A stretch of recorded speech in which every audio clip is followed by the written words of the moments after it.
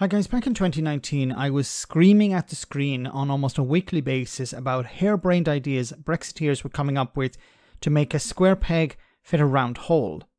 The so-called electronic border was presented as a solution by people like Jacob Rees-Mogg and other Brexiteers. How it would work in theory is that it would scan lorries. Actually, they didn't have a theory, they just criticised people who asked questions about it. Now that it has been debunked, Brexiteers are claiming it could have worked. Have a listen to this.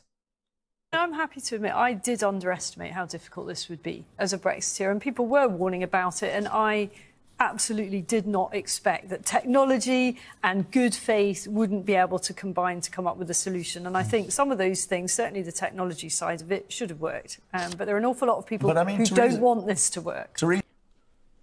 Okay. Do I have to start screaming at the screen again? It should have worked. Obviously, it couldn't have worked because of the requirement of the technology. That technology doesn't exist today. So how could it have worked back in 2019? The requirement of the technology would be to scan a truck to identify whether there is something contraband in the truck, whether there's contaminated milk in the truck. How could a scanner do that? Even if such a technology existed, where would you put it? Put it on the border between Northern Ireland and the Republic of Ireland? Then how would you enforce that that technology was protected? That would have been in breach of the Good Friday Agreement, because you'd need a security support there. Infrastructure, which is not supposed to be there in the first place. So you'd be breaching the Good Friday Agreement, even if you had this electronic border tool, whatever, scanner. And then of course she says, well, people didn't want it to work. Who didn't want it to work? Name some names. I would love to know who these people are who didn't want it to work. There's a huge difference between explaining how something can't work and not wanting something to work. Like, she at the beginning admitted, I didn't understand it, and now she's claiming that people didn't want it to work. Which is it? It sounds extremely dishonest. Theresa May tried to sort this out, and she knew that, you know, that it couldn't, but she didn't manage to sort it out. And Boris Johnson did a sort of, you know, a trick agreement, really, whereby... I was just about to say, the usual smudge. Yeah, exactly. But by the way, a final point, I mean, how, if this is proven so difficult, imagine how it will be with the border between Scotland and England. I mean, I'd like to know Nicola Sturgeon's answer to how that's going to work. Indeed. Okay, so you had Brexiteers suggesting back in 2019, we have a solution to the Northern Ireland, Republic of Ireland border issue. It's an electronic border. Then it was debunked. It couldn't work.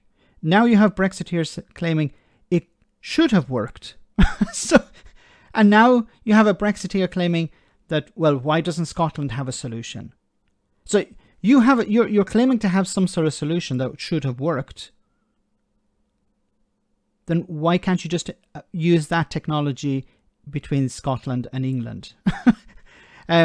Which is it? Is it the technology doesn't work, can't work, or it does work and it can be implemented in Scotland? Let's just copy the one that the Brexiteers have been trumpeting since 2019. No? How about we try that? Now, when it comes to Scotland and England, I don't know. We're not, like, you're asking for the Scottish government to provide a solution to something that hasn't happened yet. Scotland hasn't left the Union yet. So why would it be necessary to put in place technology to deal with goods moving from Scotland to England and vice versa? So why would you, if Scotland is going to leave the Union in 5 years' time, then wouldn't that be the time to prepare the ground? Like, we don't even know what sort of agreement is going to exist between Scotland and England. Like, Scotland isn't independent yet. Maybe this is a Brexiteer advocating for Scottish independence. So please, you know, get your technology ready because you're going to be independent very soon. Makes absolutely no sense. You have people who didn't prepare for Brexit suggesting that the Scottish government should prepare for independence, even though there isn't a referendum taking place and we don't know when the next election is. Idiotic. Let me know in the comment section, guys, what you think. As always, your comments are greatly appreciated. Thanks a lot.